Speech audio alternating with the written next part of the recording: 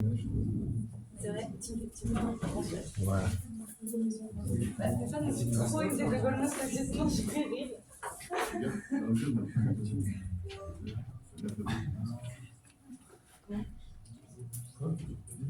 Ah oui, c'est vrai qu'on avait déjà filmé. So the floor is yours.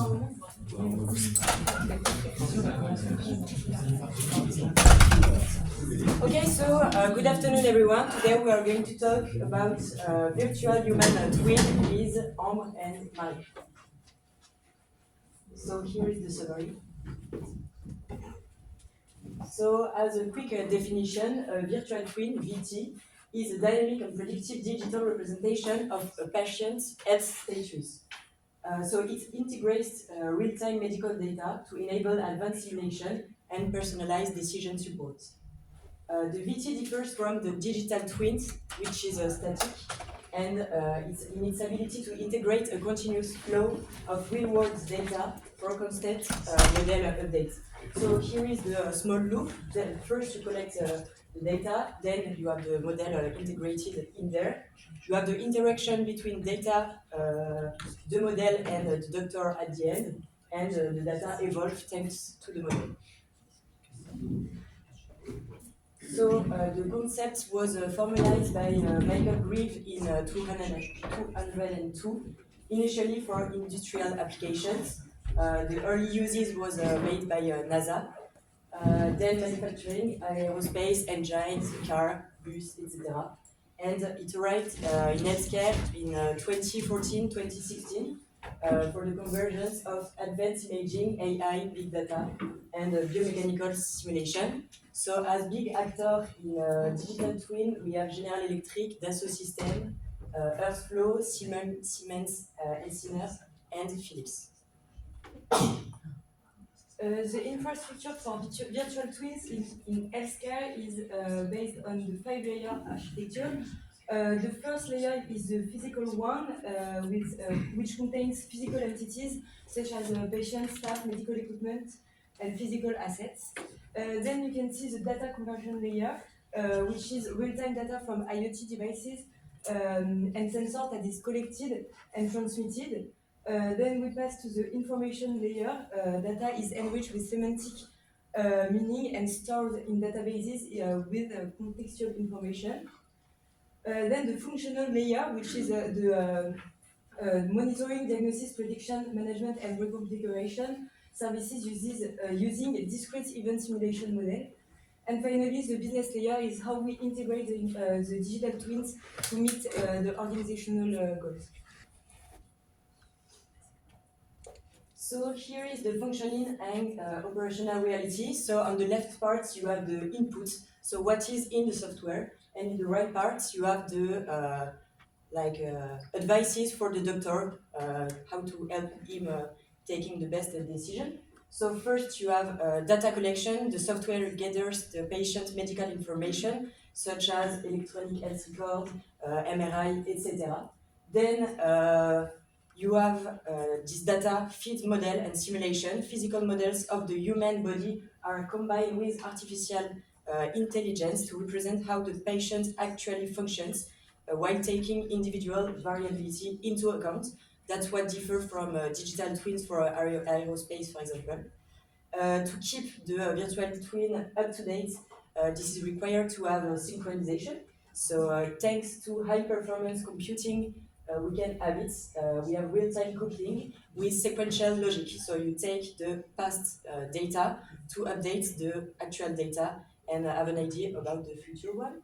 And at the end, finally, you have the clinical interface. This is the interface for doctor, patient, etc. to see with a user-friendly interface all the program. At the end, for the doctor, first one, you have the prediction of trajectories. So for this one, the surgeon will have an idea, for example, about his patient in 10 years, what will evolve, for example, if it's linked to a disease, or will he be a cure of something. Then you have the intervention simulation. This interface is a 3D visualization. And for the surgeon, before doing the surgery, he will have a precise idea about, for example, the angle to where to do the incision to take less risk as possible. This works with sequential logic as the prediction of trajectories. And the last one is the quantification of uncertainty. It works with a confidence interval or precision matrix. And at the end, you have a probability of what can happen, but they will not tell you have 10% exactly, but between 5 and 15. And at the end, this is the human, the doctor, that will take the decision for his patients. So internally, it works with neuronal Boltzmann machine, NMBs. They act as the core inference engine of the virtual twin. They make an estimation of the future clinical state +1 thanks to a state T, so the past state, and the full temporal history of a patient's data. So in the NMB, there are 4 interconnected neural subnetworks. The first one is the imputation networks. So they will try to reconstruct missing and noisy data to stabilize the inference. Then you have the mean prediction network, the most likely future states. To continue, you have the weight prediction network, this by dynamically weighting past observation, so linked to sequential, as we saw before. And to finish, you have the precision prediction network. So this is the probability part. It estimates uncertainty by modeling variance. So at each time step, inference relies on intensive combinational computation. So here you have mathematical things like matrix multiplication and non-linear activation, typically accelerated by GPUs. And just to finish, this is really important, this type of model, because this is critical for biological systems, that not industrial systems. So now we'll see the loss functions that make the model learn in meaningful ways. So first, the reconstruction loss. Clinical data is almost always incomplete. The imputation network is an autoencoder that reconstructs in a clinically plausible way the full patient state from the partially observed one. Second, we have the contrastive divergent loss. Contrastive divergence is an approximate maximum likelihood training procedure, meaning the model generates synthetic trajectories and the loss penalizes the gaps between these fantasy samples and real-life patient data. This term pushes the overall neural Boltzmann machine to assign high probability to realistic legal evolutions and low probabilities to implausible ones. So the feature-wise MSA loss, even if the jump distribution looks reasonable, we still want each individual variable, for example, systolic blood pressure, to be predicted accurately. And so it explicitly measures prediction quantity, quality per variable, and also per time point. It prevents the model from cheating by being good on some features and bad on others. For the consistency loss, clinical data is irregular in time. Visits are not equally spaced, and different trials have different schedules. And so the consistency loss enforces this temporal coherence. Whether you predict from baseline only or from more recent visits, you should still be able to obtain compatible trajectories. Finally, the event loss. One of the most important questions here is not what is the lab value, but when will a specific event happen, for instance, the onset of dementia. And so for these, the model includes a time to event component. The event loss measures how well predicted time event distributions match observed events, so that the twin can be used for more than just continuous variables. All of these are combined into a single training objective, typically with task-specific weights. The optimization adjusts the shared parameter of the virtual twin so that it simultaneously reconstructs all of the above. So now let's talk about the market.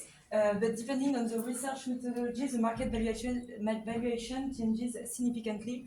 But for now, in 2025, it is estimated from $1 to $3 billion, and it is expected the market size expected for by 2035 is between 33 billion and 140 billion. Now about the market share, North America dominates the market with $440 billion. Europe is the second largest market thanks to strong institutional initiatives. And then Asia Pacific region represents the fastest growing region. And about the end users category, we can find healthcare providers like hospitals, clinics, pharmaceutical and biopharmaceutical companies, research and development institutions, il manque le dernier, qui est medical equipment. And now about the applications, the most important one is personalized medicine, as we said, patient modeling and tailored treatment planning. In second position, the workflow optimization and asset management to estimate bed capacity, staff optimization, and predictive maintenance. Then drug discovery and development to accelerate R&D processes and to model drug interactions. And then the categories are not the most important ones, but surgical planning and medical education to train new students. And then medical device and testing for design optimization.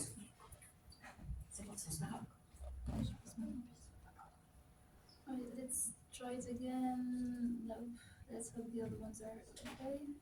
You will have everything on the PDF. Yes. So now we can talk about Dassault Systèmes, which is one of the leading implementers of virtual twin technology in healthcare with a full portfolio of practical projects. The most mature example is the digital twin of the heart. It's called the Living Heart Project. So technically it's built using multi-physics simulation. The digital twin captures the mechanical contraction behavior when stimulated by electrical impulses. The model also reproduces the three-dimensional geometry from patient imaging systems, and it models the microscopic behavior of individual muscle fibers within the cardiac tissue. In real life, this project involved creating a personal digital heart twin for Deslinden, an elite marathon runner. The digital twin was trained on her personal biometric data to create predictive models.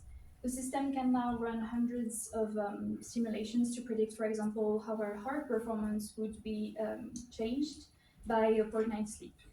This example focuses on sportive performance, but the project's first application has been clinical trials for devices. Dassault Systèmes does not stop at the heart level. The MediTwin project was launched pretty recently, aiming at developing products across three major domains: cardiology, neurology, and oncology. Each represents a complete virtual twin system, which is designed for clinical deployment in hospitals, allowing to move from reactive treatments to preventive medicine. But we have barriers that currently limit the widespread adoption and clinical implementation. These challenges, they fall into four categories. The first one is data and model integrity challenges. The most critical barrier is data quality and availability, because data is fragmented across different places using different formats and rules. Even when data is available, integration remains a major issue. The existing standards focus on technical compatibility and not on semantic meaning, which is essential in our case. Model validation is another issue, with no standardized clinical validation path, and models are often trained on limited data sets, which can limit the generalization potential. Finally, it needs lots of computational power, and it works well in research settings, but deploying them across larger population, it requires pipelines that does not yet fully exist. Second, we have ethical, regulatory, and governance. The privacy and cybersecurity risks, they're pretty obvious. A less common one, though, is the ambiguity around data ownership. Does the digital twin belong to the patient, the healthcare provider, the technology developer? We're not sure. Third, implementation and socioeconomic disparities, because digital twins are very expensive to build and to maintain, and it raises concerns about equal access. And finally, we have clinical development and integration barriers, because there is no standardized clinical validation path clearly demonstrating the clinical value of our traditional methods, and it slows down approvals and investments. Then we have patient acceptance, which is not guaranteed. And lastly, integrating digital twins into existing workflows requires deep organizational changes, leading to resistance from healthcare workers because they have trust concerns and fears of job displacement. And here we have all of our resources for this presentation in several slides, which are kind of glitching right now. So thank you for listening, and if you have any questions, we will answer them now.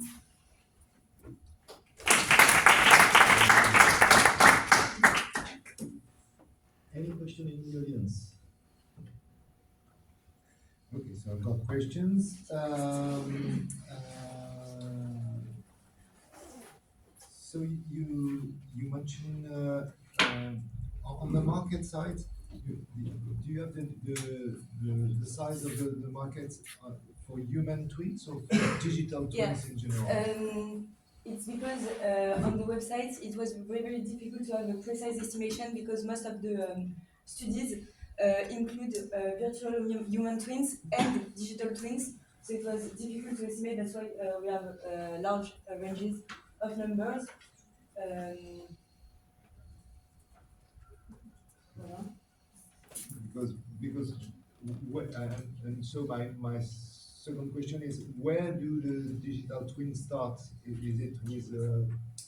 it with human twins, or it that started before for other industry? We only search for virtual human twins, Yeah, not because for it's lab car modeling. So I will rephrase it. What is the first company that implemented the first digital twin, the real first digital twin in production? It was not Dassault system. As an application, not a technology provider. It depends what you consider digital twin, I guess. Yeah.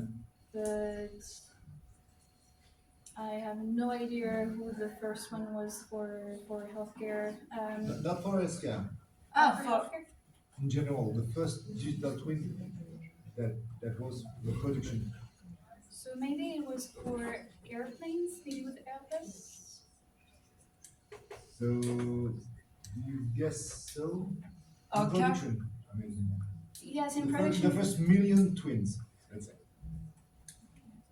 I would say Airbus, but because I know a little bit about Dassault system and I know it was one of their first customers, or maybe it was Toyota.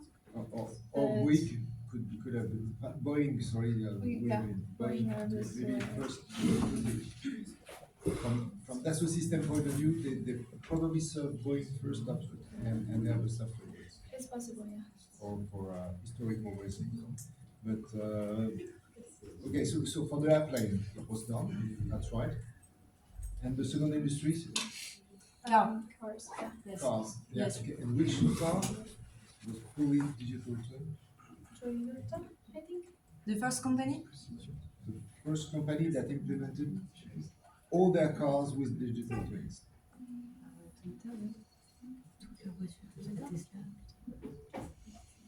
Toutes leurs voitures. The debate is on. Tesla, no? Tesla? No. Yeah, that's true. The first Tesla was with a digital twin. So from day one, there was a digital twin of the car, just to monitor the health care of the battery. Yeah. So it's quite a model that can be replicated, and the problem is with healthcare, it's a bit different. You mentioned in one of your slides personalized medicine. Yes. I think it was on on this one, personalized medicine,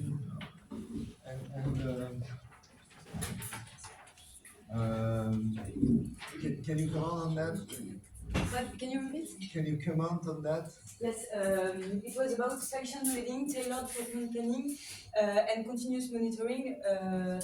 For example, I saw a video about a surgeon talking about les chirurgies du rein.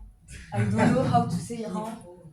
Kidneys. But it is very difficult to do because all the bodies don't react the same way, and so it is very used to test on the digital twin before virtual human twin before practicing surgery on the real patient. Okay. And you know how it is called, the personalized medicine, the acronyms?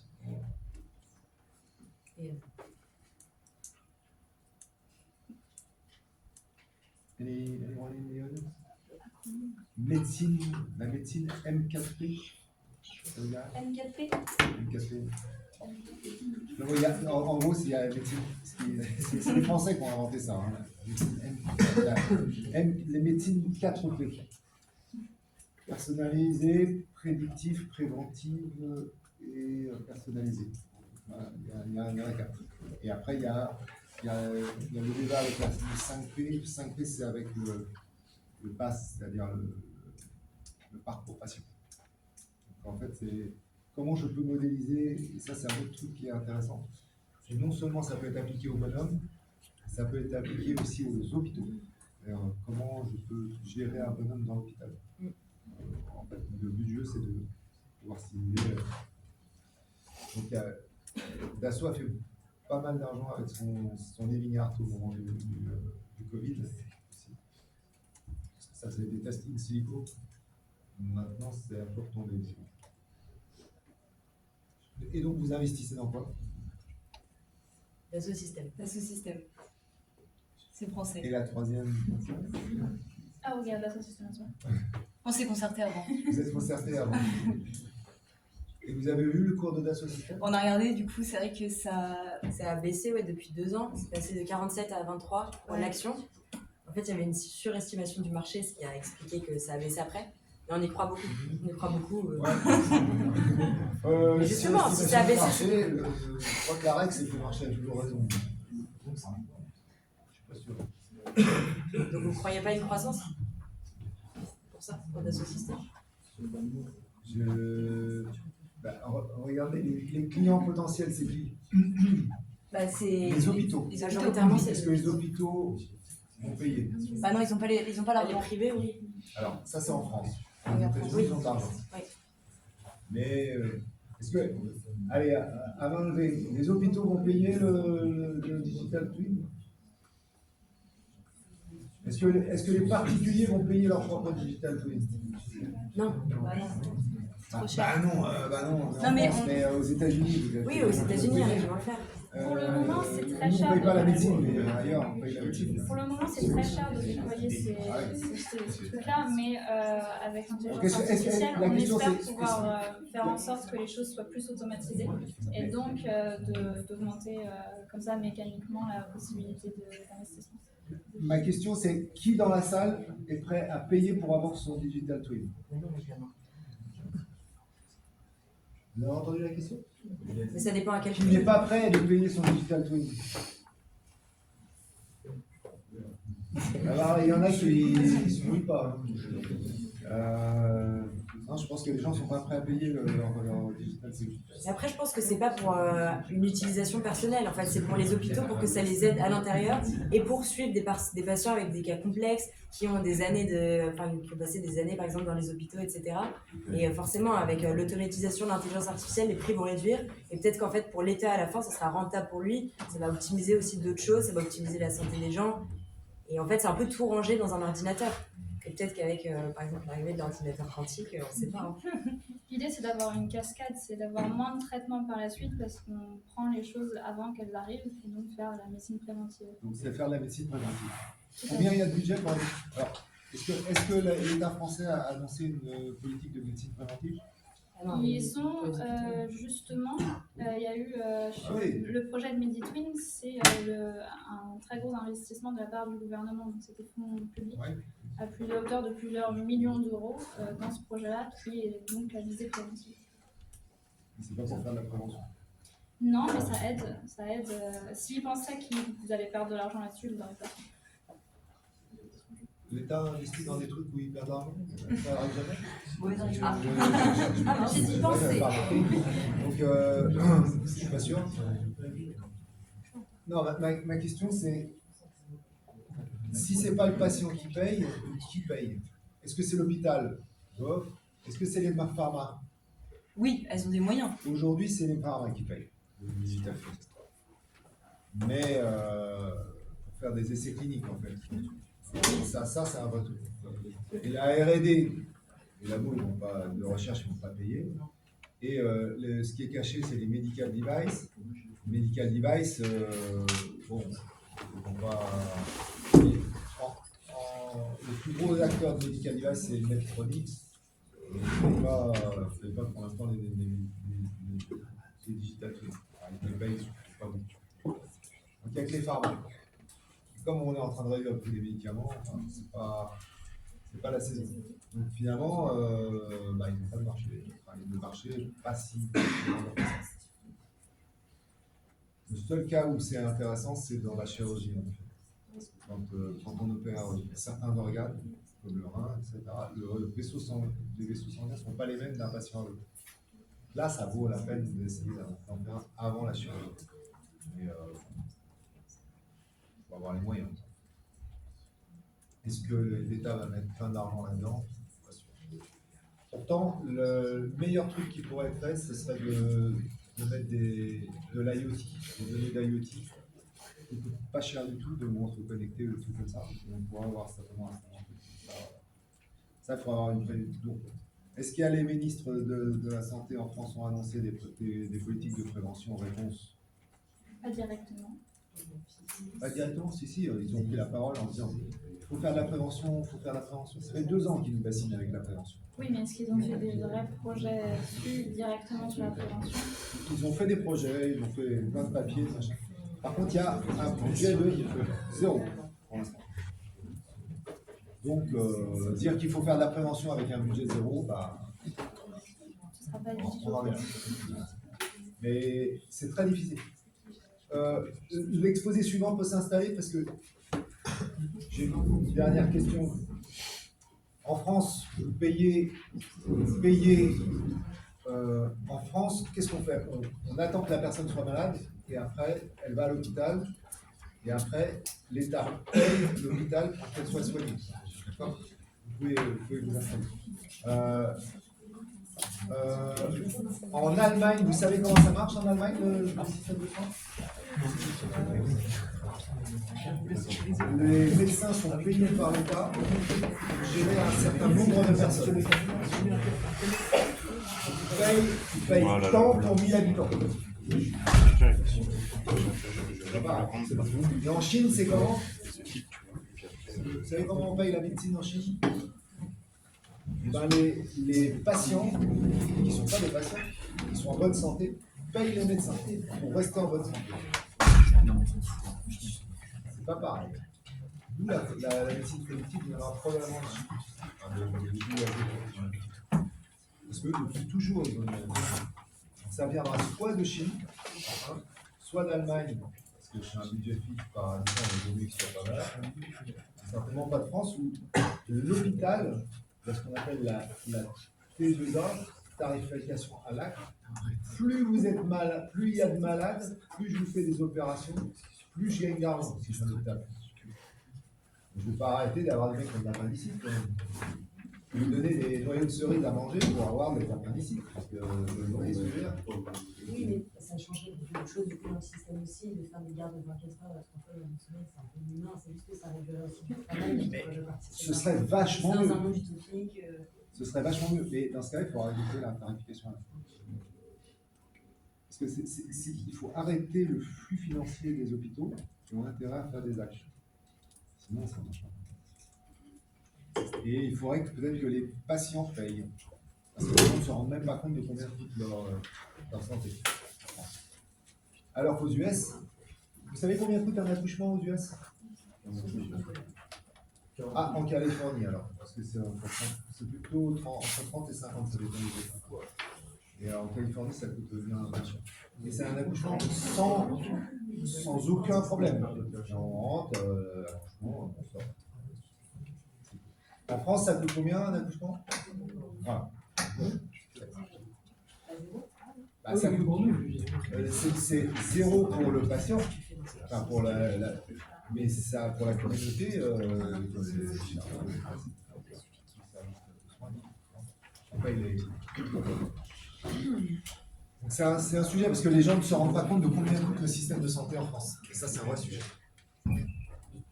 Et ils n'ont aucune notion. C'est comme les mecs qui font du.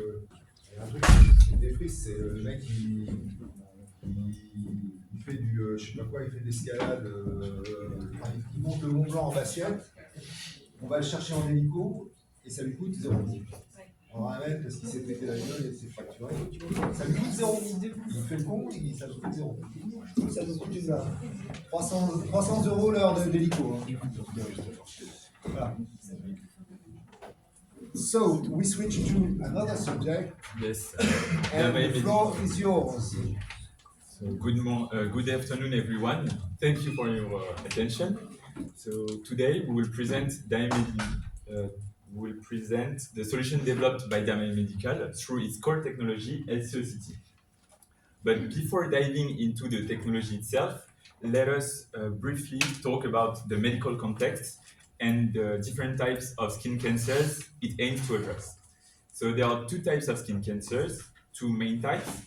Melanoma, which is less frequent but the most serious form, and carcinomas, which are much more common but generally less aggressive. So for both cases, early diagnosis is critical. Today, the diagnosis still relies on surface examination and biopsy. So existing tools are useful but incomplete. No current tools allow us to see beneath the skin at a cellular scale in a non-invasive way and real-time way. This is precisely the clinical need that Damae Medical addresses. The goal is clear: to provide a non-invasive imaging solutions that combine fine resolution, clinically relevant depth, and real-time 3D imaging directly usable in a clinical routine.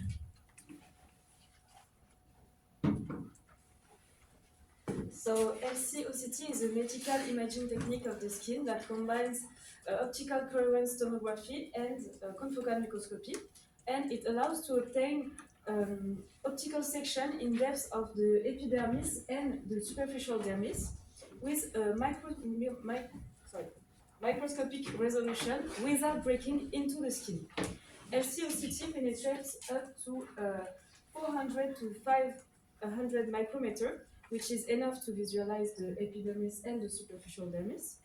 And the resolution is in the micrometer range, so it is possible to distinguish the cellular structures and the architecture of the skin layers. Unlike a conventional OCT that illuminates the skin point by point, the LCOCT enables to illuminate the skin in a line and detects with a line scan camera. So this allows for near real-time acquisition of 2D and 3D images. So the system uses a supercontinuum laser, which emits a very broad spectrum in the near infrared. And the broader the spectrum, the shorter the coherence length of the light. And it is the low coherence of the light that enables to have an excellent actual resolution on the order of a micron. Next, the illumination is a line projected onto the skin. This means that we illuminate and detect simultaneously along that entire line, allowing us to acquire a 2D slice much faster than the conventional OCT. And it's the line fill mode that makes LCOCT fast enough for near real-time imaging. Finally, to retrieve depth information, we use a Michelson interferometer. The light backscattered from the tissues is recombined with a reference arm, and depending on the optical delay between the 2 arms, the depths produce constructive interference. And then by scanning this delay, we select different layers in depth within the skin, and it turns time or position in the interferometer into depth information. On top of that, LCOCT adds confocal detection. In practice, the imaging optics and the system's aperture only lets through light from the focused zone, and this acts like a window that rejects much of the scattered light around it. Spatial selectivity is better, contrast increases, and structures are much sharper. The second key building block of Damei Medical is the embedded digital processing chain. So the line scan camera acquires lines of 2048 pixels. Then the analog signal produced by the sensor is converted by an ADC, which transforms continuous physical signal into digital data. Then this data is sent to the FPGA, which is like an ultra-fast hardware processor, which transforms raw noisy signals into usable images. Concretely, the FPGA synchronizes the laser, the camera, and the mechanical scanning. It cleans and stabilizes the signal. It corrects distortions, and it extracts the relevant information line by line. At the FPGA output, we already obtain a coherent image with a latency below 100 milliseconds, which is essential for a smooth real-time clinical experience. Because biopsy is too slow for sure, and it needs to be reformed for sure. The CPU then takes over a different role. It stacks hundreds of these images to reconstruct a 3D volume, manages imaging modes, the clinical user interface, data storage connectivity, and future AI components. This architecture is deliberate. FPGA handles what must be instantaneous, and the CPU handles what must remain flexible and evolvable. This deep live architecture is what enables real-time 3D imaging, which is currently unique on the market. So we just saw how the system actually works, and we're just going to go into focus on the overall performance of every step of the system. Here you can see, so this was already said, but just to make sure that it's clear. First, we have the optics, and what's interesting here is that goes both into depth and into a resolution, so still at a cellular level, which is new in quite similar tools on the market actually. Then when it goes into the ADC, you have 248 pixels per line, meaning you can have around 16 million pixels per second that are processed, so it's quite fast. And after that, we go into the FPGA that has low latency, and from that point, you can have 8 volumes per second, meaning you have 8 views, 3D views per second, which is quite optimal to see in 3D. And all of that is handled before going into the CPU. So the CPU only kind of displays the 3D volumes and the user interface. So that's how it's more faster, and it can have all the little details that make it relevant on the market. But beyond raw performances, what's important is that the solution is non-invasive, and that's really important because now you don't have to go through surgery to have a real diagnosis on your skin. You can do that with the imaging solution. So it's non-invasive, and the doctor can see the tumor patterns, the skin structure, and the studies that we saw shows that biopsy can be reduced by 60% while still maintaining a diagnosis sensitivity close to 95, which is quite optimal. And it can also help with all the treatments and follow-ups afterwards. And that's why it's actually such an important need in the market right now. So in the dermatology imaging devices market, we saw that in 2024, we had a 2.7 billion US dollar market, and it was and it's supposed to go until 5.6 in 2030. And this graph shows that this is based on the health care trends. So, as said at the beginning, the skin disorders and all the skin cancers are actually quite more frequent now. So that's why the market is is so huge right now, and is in need of a non-invasive diagnosis. I just put all the other method that we can use to have a diagnosis on everybody's skins, and the fact that every other option does not cover what Danae Medical invented is what make it like really relevant on the market, because you have either the depth to go deep under the skin, or either the cellular level resolution, but you do not have both in a same solution, and you don't have 3D. So that's why it's so relevant and unique. And also on the business model part of the solution, what's interesting is that you have the hardware sales, but at the same time you also have the software that can be upgraded and that can have, for example, AI to help have a better diagnosis of the 3D. When you have the 3D image, it can show where something could be wrong to help the doctor diagnosis.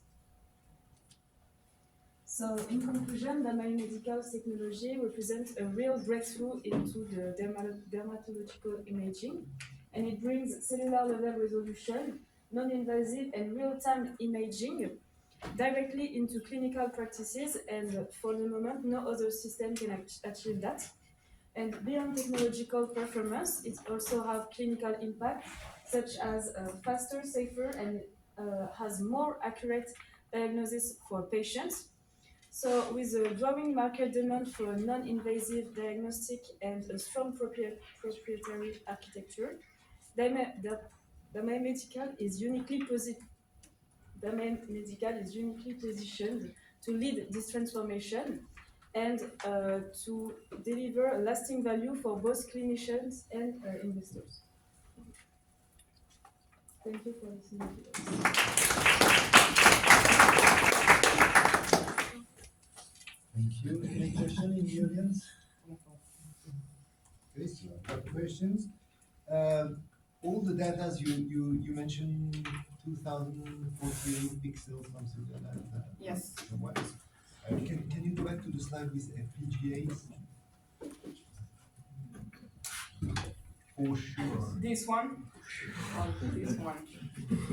Which one? So yeah, this one. So all the resolutions and all the data you get, for example, the 2048. Where do they come from? Is that from the website? The or- study. So The study. We so obviously we went through the website, but we also went through studies that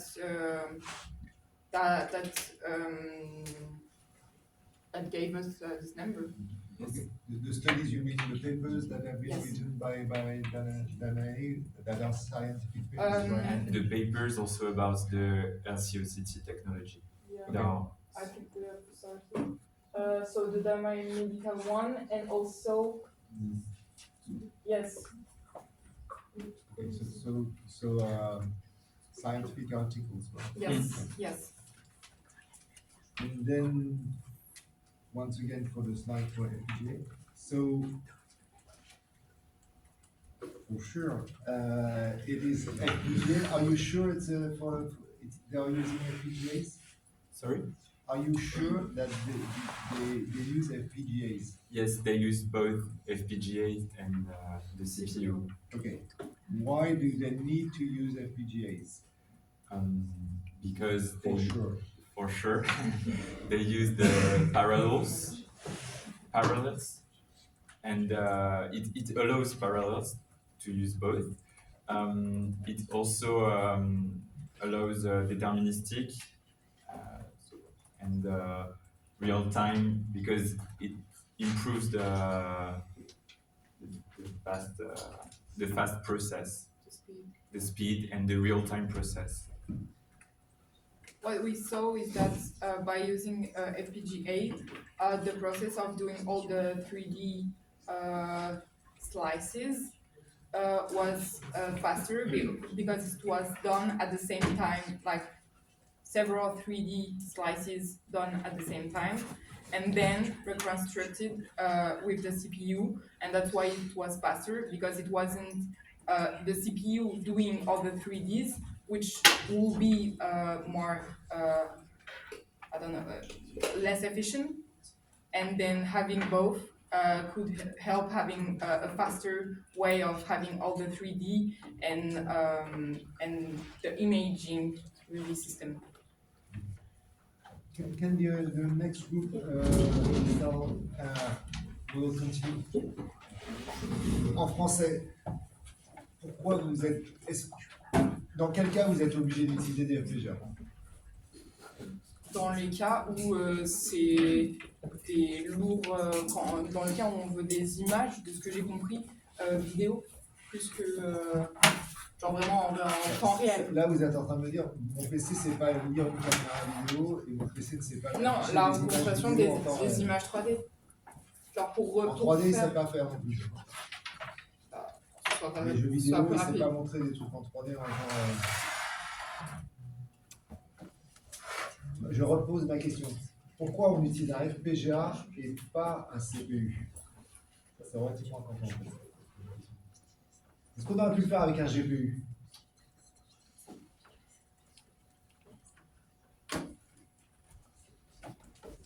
Yes, no. For sure. For sure. Yes or no?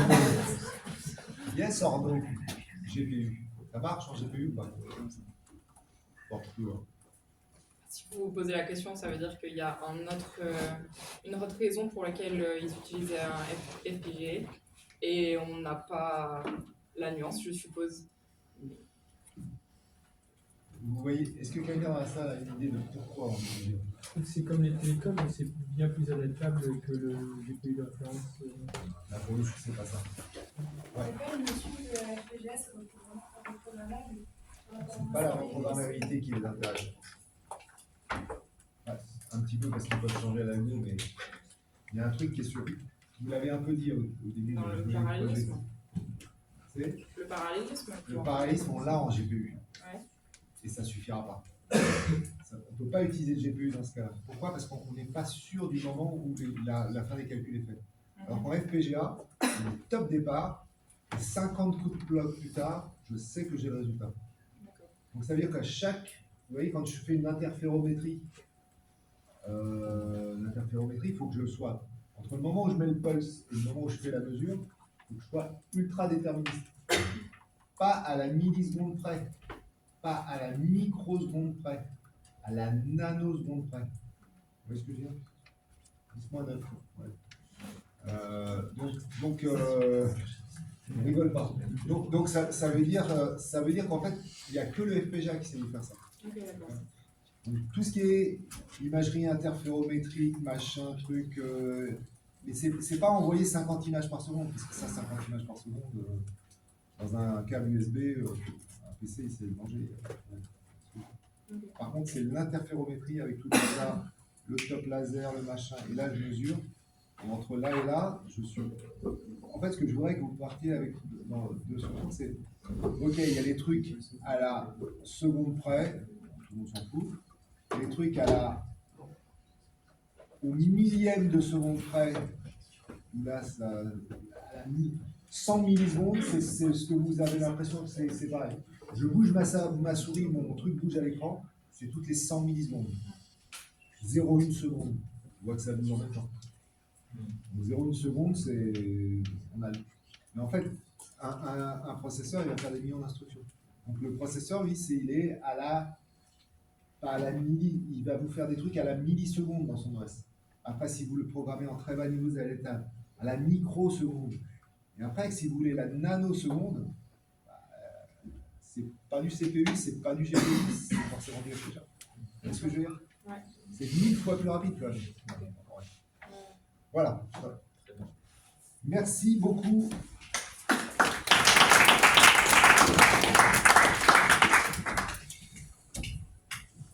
Alors,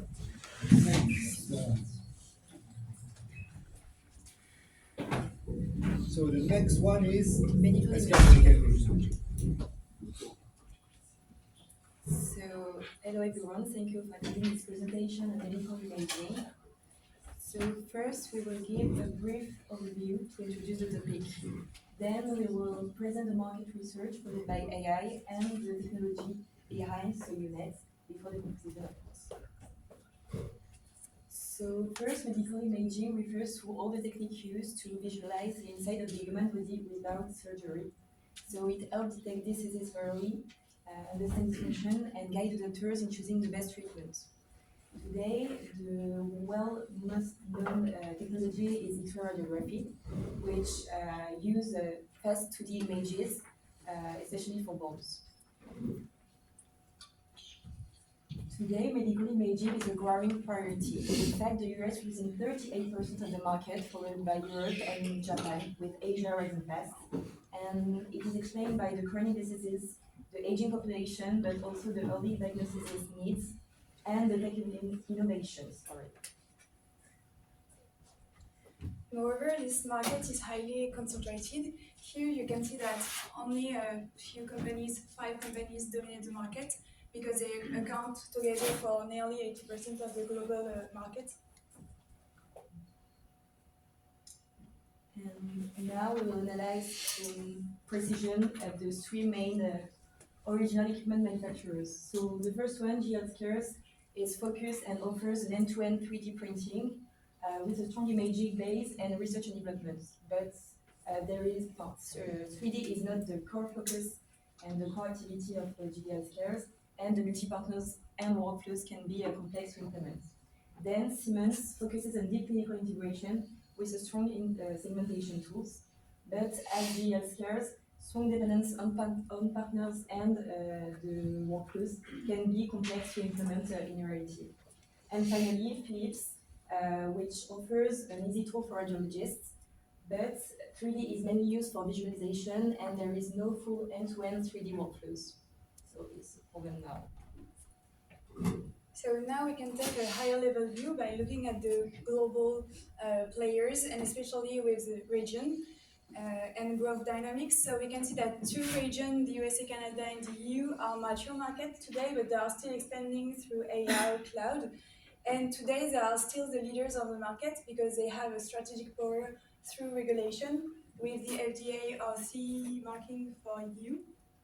And we can see that a new market, a new region, is a great opportunity that is Asia, that is the fastest growing region today. And finally, we have also the other countries that are great opportunities for the companies that we saw before because they are in high growth today. And now we can wonder how AI reshaped the medical imaging market. We can see this through 3 points. The first one is regarding the type of investment. Before 2018, it was mainly heavy equipment, and today we saw a shift with a lot of investment in software hardware. The second one is the fact that before source of funding was mostly public and now is mostly private with a lot of new actors like industry, VC or big tech. And finally, this market is still expanding. You can see it through the global investment volumes, but also with the fact that the AI share of the market is still growing and at over 25% per year. So today, AI medical imaging is growing fast. So in 2024, the market values reached $1.36 billion, and between 2025 and 2034, it is expected to grow by 35%. And also by 2033, it could reach $20 billion. So now we will deal with the technology behind. So there is 3 segmentation and 3 different parts, but for this presentation, we choose to focus on the segmentation model, which identify and delimit region of interest within a medical image. So the technology behind is UNETs, mostly, and there is some alternative like UNET++ or attention units. And there is use just for, in fact, the tumor segmentation the most of the time. And UNET so is an AI model that segments in medical images by labeling each pixel and outline structure clearly. And we choose UNET because it works with limited data and gives accurate results for different types of image. There is 2 common use cases, but in the next presentation, we will just give a detail for anomaly segmentation. So here you can see a representation of this artificial neural network that is UNET. Its architecture is a U, and you have 2 phases. The first one is encoder, the second one is decoder. Regarding decoder, you will input an image, and it will apply filters to capture the main structure of the image, reaching the bottleneck here. And then you will enter into the second phase, that is decoder, in order to reconstruct an image of the same size as the input. In fact, all this process is possible thanks to the skip connection that helps UNET to restore all the details. So concretely, how it works. So first, the image goes into the UNETs and convolution by partners like edges or shapes. Then the image gets smaller, being the most important part, and it creates bottlenecks. So the bottleneck is the smallest and the most important version of the image.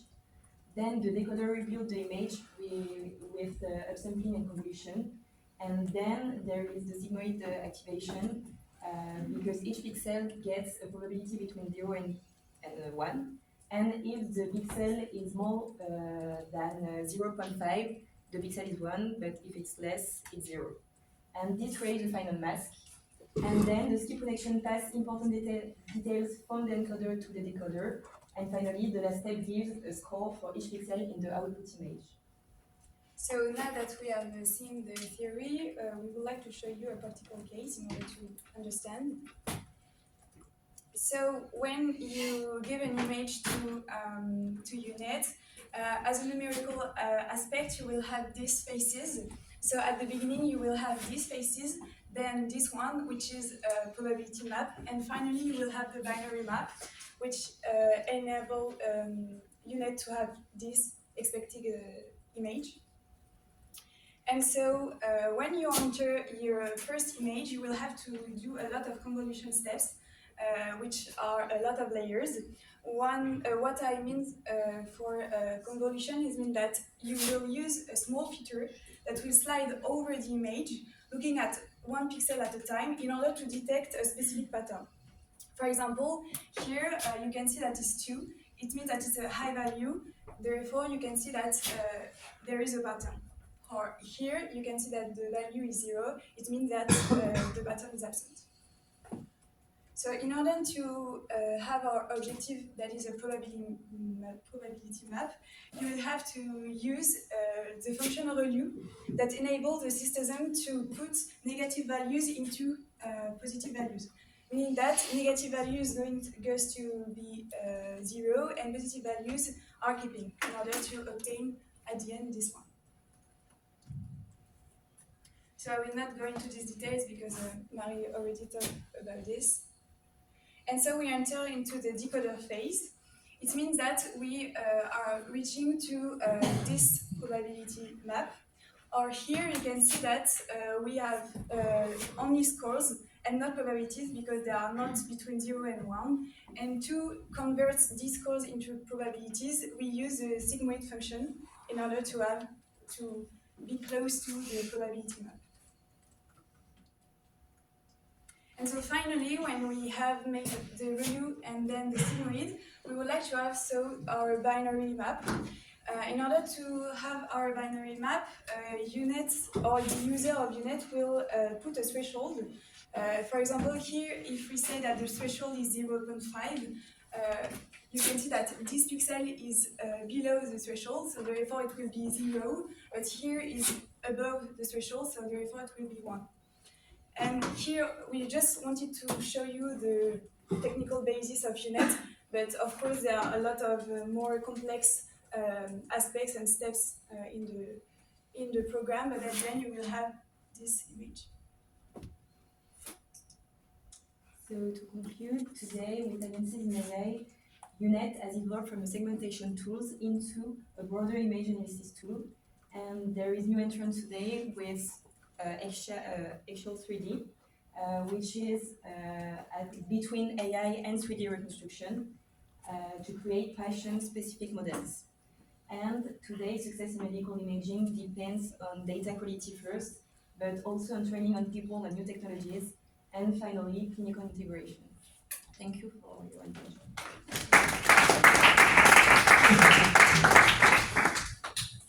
Thank you. Any questions in the audience?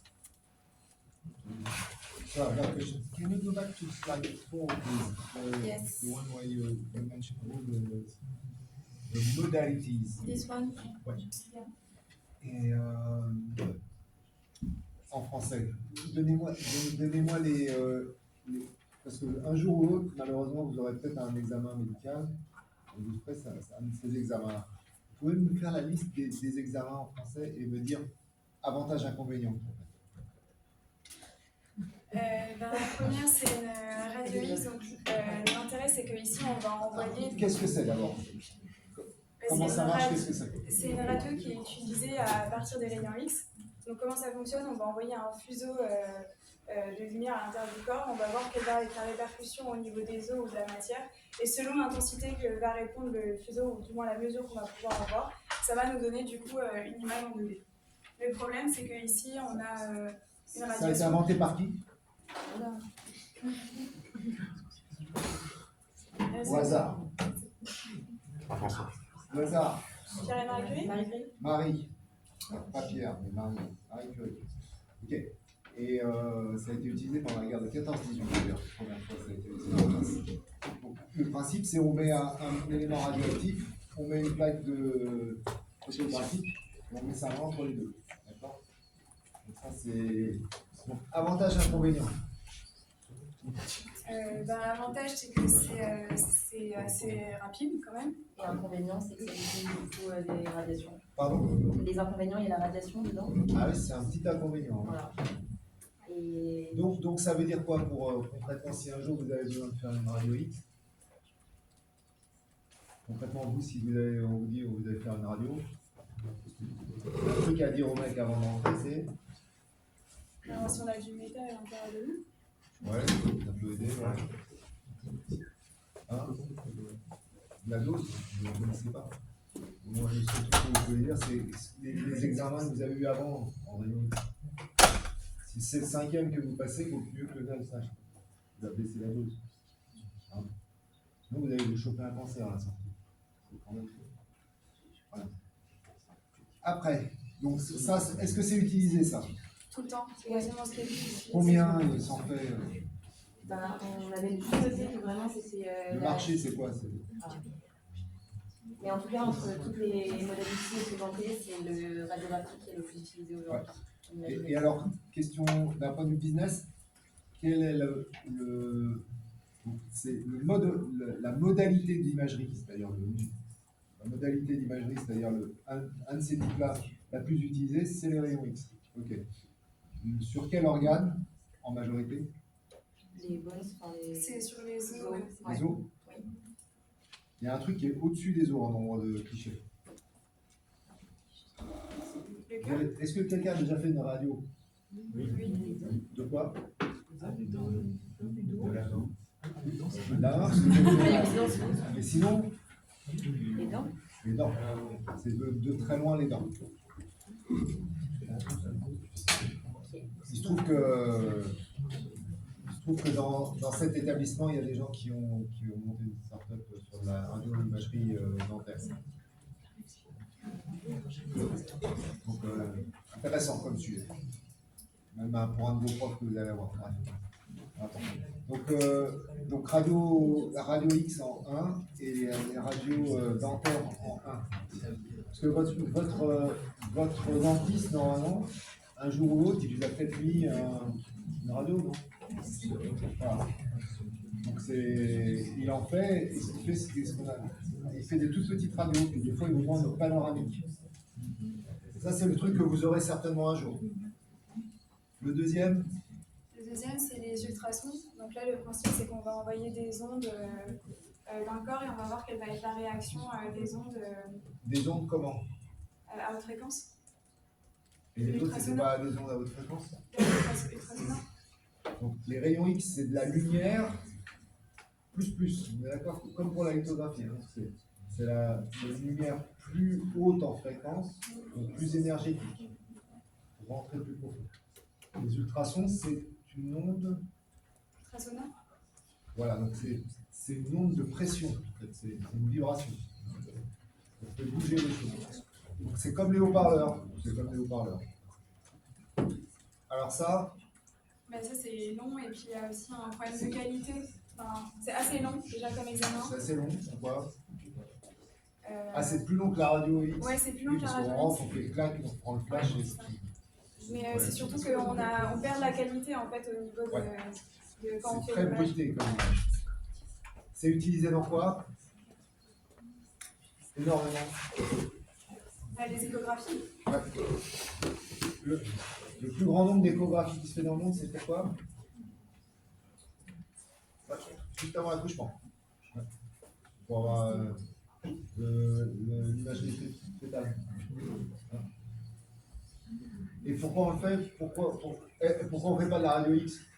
Parce que si un enfant, ça le tue. Voilà, donc pourquoi lui mettre des radiations avant de commencer? Et puis, pourquoi on prend des ultrasons? Parce que bon, en théorie, on n'a pas vu l'effet. C'est la moins intrusive. Est-ce que vous connaissez une start-up qui travaille sur les ultrasons? Ah non, pas sur les ultrasons. On a trouvé une autre start-up. Sur quoi? Axial 3D. Sur Ça s'appelle Axial 3D et ils concurrencent du coup les 3 OEM du marché. D'accord.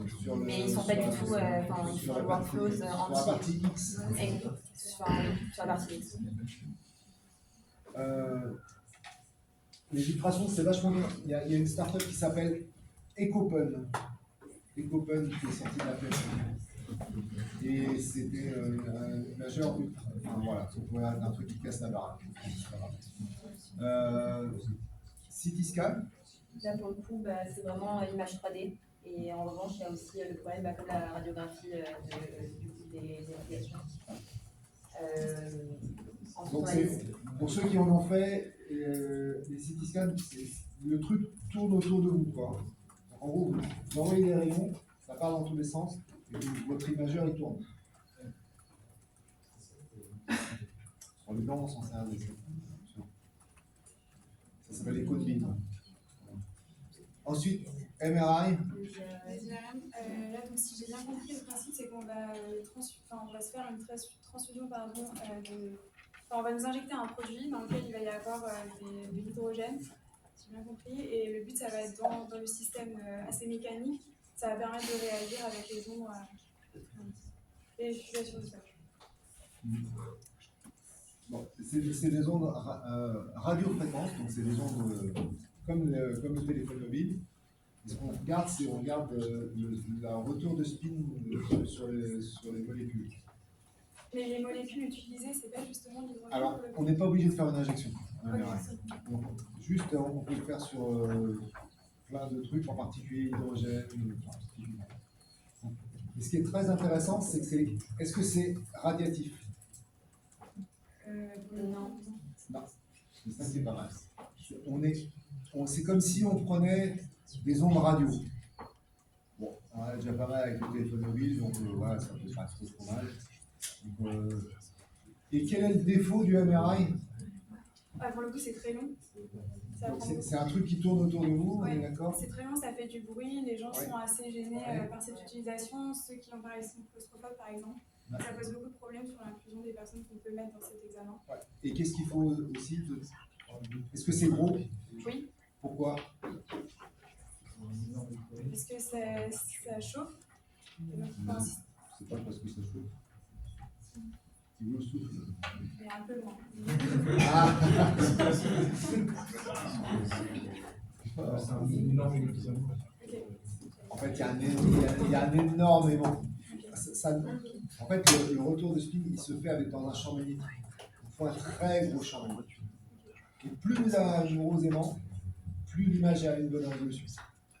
D'où, si vous regardez sur le plateau de Saclay en face de l'X, c'est un énorme bâtiment qui a un gros aimant. Enfin bref.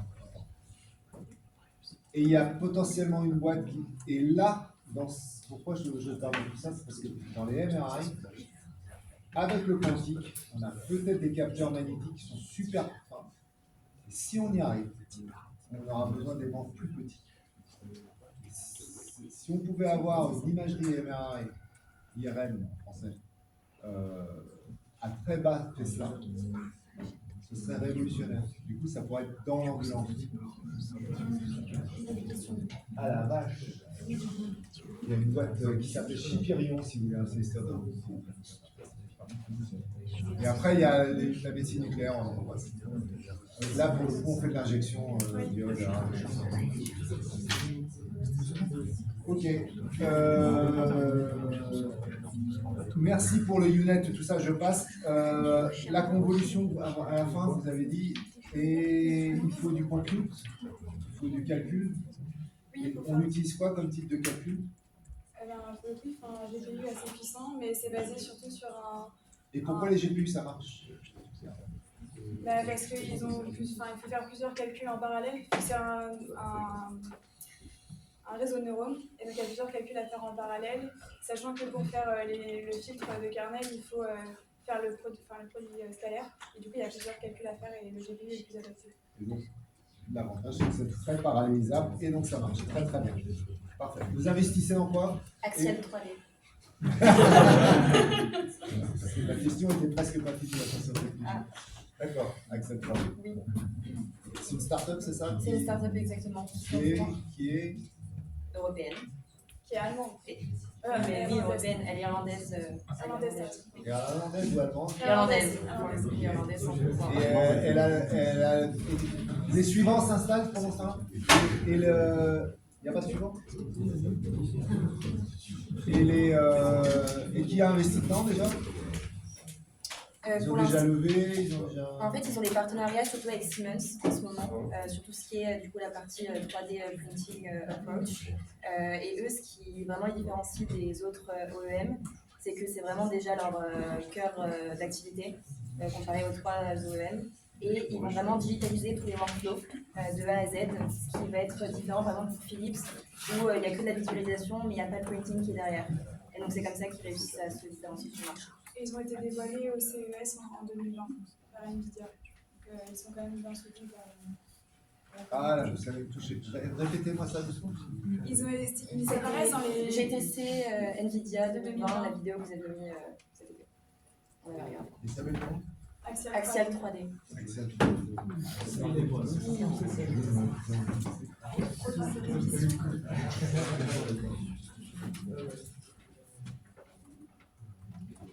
Ok.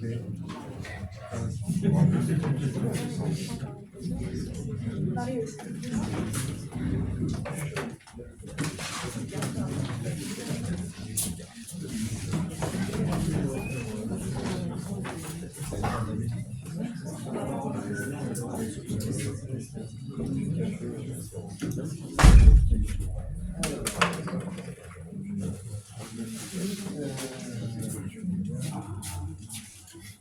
Okay, next. Cybersecurity. Okay, next. The floor is yours.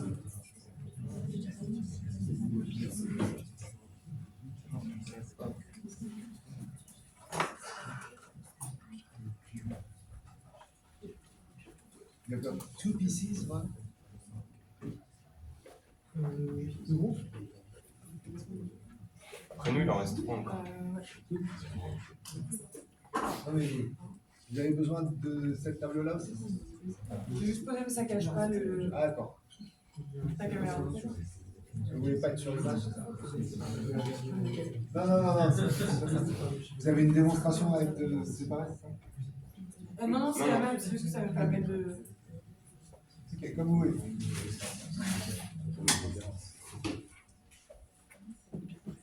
Ok. The floor is yours.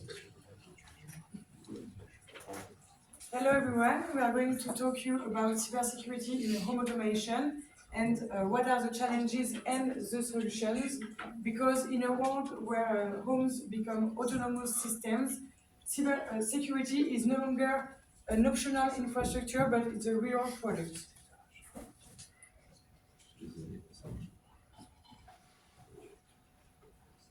Okay. Why cybersecurity is a strategic market? Today, it can mean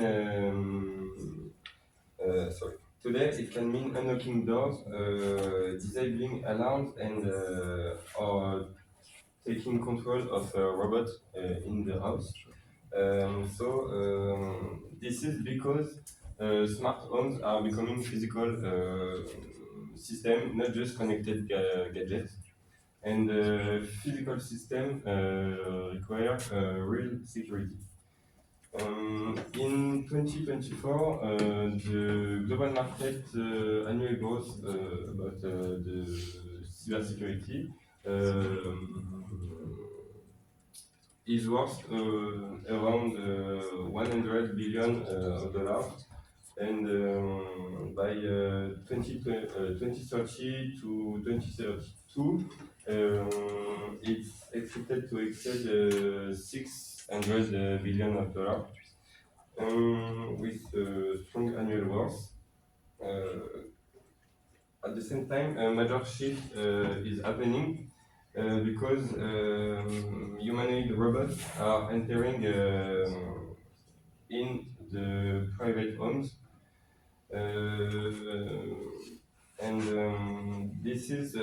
This creates a new category of risk, cyber physical risk. Yet today, smart home cybersecurity remains fragmented, cloud dependent, and reactive. So the market problem is that growth is real, but the trust is missing. The demand for smart homes is already there, and it's massive, but the market is heavily throttled by security concerns. Indeed, 63% of consumers say they want smart homes, but 71% of them say they are afraid of hacking, spying, and loss of control. So as a result, only 1/3 of potential consumers actually adopt the smart homes ecosystem, but the problem is not the technology, it's really the security concerns. So there's a really massive annualized market, and with an investor perspective, the problem is structural, it's not a temporary glitch. And the main bottleneck is that security is no longer just nice to have, but it's the key to unlock this market.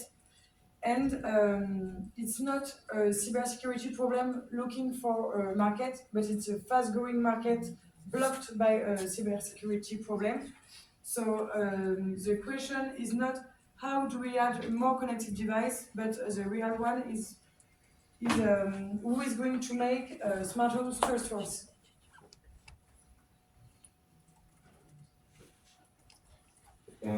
If we look at existing solutions, the problem is not a lack of technology.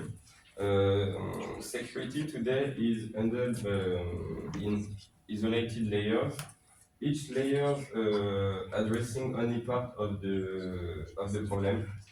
We have authentication and access with biometrics, MFA devices identities.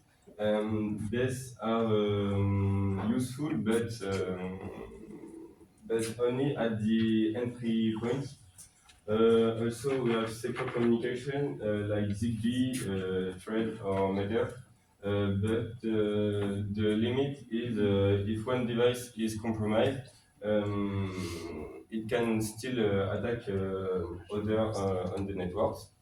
Then there are software integrity with secure boot, silent OTA update. But in this case, it's purely preventive and not adaptive. Finally, detection and monitoring, intrusion detection system and anomaly detection, often cloud-based, which adds latency and privacy risk.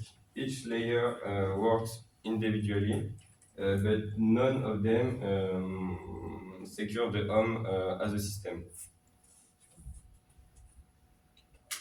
The core insight is that home need a security brain. Indeed, a modern enterprise protects their infrastructure with a centralized control, a zero trust architecture, a local detection, and also a minimal cloud dependency. But the typical smart home don't do that. Usually, it's really fragmented with a device by device configuration. It's an open trust model, and there is a cloud dependency. So we saw that the logic solution is that a smart home should be secured like a mini data center, and that leads to our solution, Home Secure Hub. Home Secure Hub is a local and central security controller for smart homes and humanoid devices. It does not replace existing devices, it supervises them. The hub automatically discovers all devices in home. The hub applies zero trust rules. It continuously monitors behavior using local edge AI, and everything works locally without the mandatory cloud dependency. This means that one attack does not compromise all the not compromise the entire home. If a camera is hacked, it's detected and isolated. If a humanoid receives suspicious command, it's rejected, logged, and physically stopped. And that's it. So the solution wins due to the competitive differentiation, because the architecture is centralized, the cloud is optional and local, the security is proactive, the data stays home. Even if the technology is more complex, the interface is easy to install, and humanoids can be fully sandboxed, and the scalability is extreme. So no competitor combines all of this with a privacy, edge AI, zero trust, and humanoid safety. So this is not an incremental improvement, but more a category shift. At the core of the model, there is data flywheel, a virtuous cycle. The more user we have, the more real world behavior the hub observes. The more it observes, the better the detection model becomes. Better model means stronger protection and ultimately higher trust. And higher trust leads to more adoption. The second key point is the universal scalability.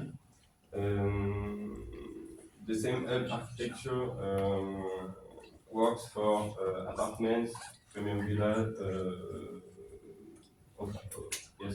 collective offices, humanoid ecosystem. There is no need to redesign the product for each market. One architecture, one security layer, multiple use cases. Finally, the business model. The revenue is not limited to one-time hardware sales. We enable recurring revenue streams with premium tiers, B2B partnership, white label, and other. That's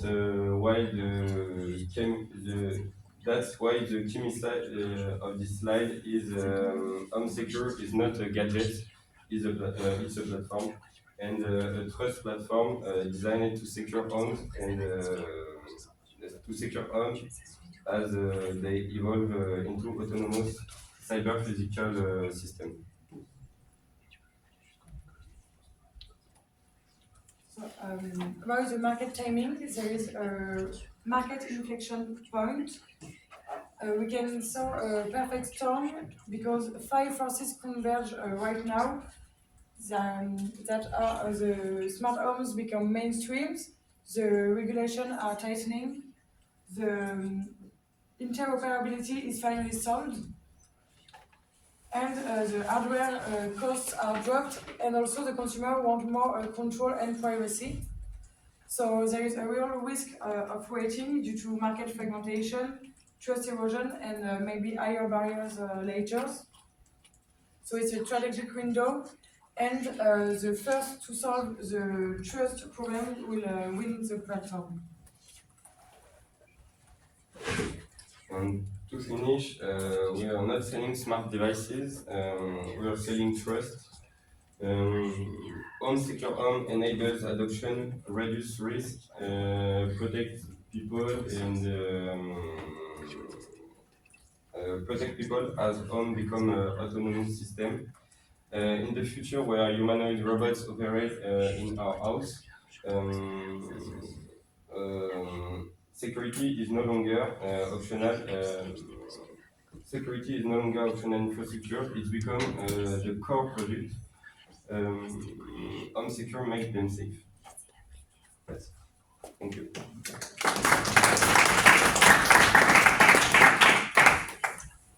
Any question in the audience? You have got questions. You mentioned in the previous slide, you mentioned OTA. Yes. Yes. What does mean OTA?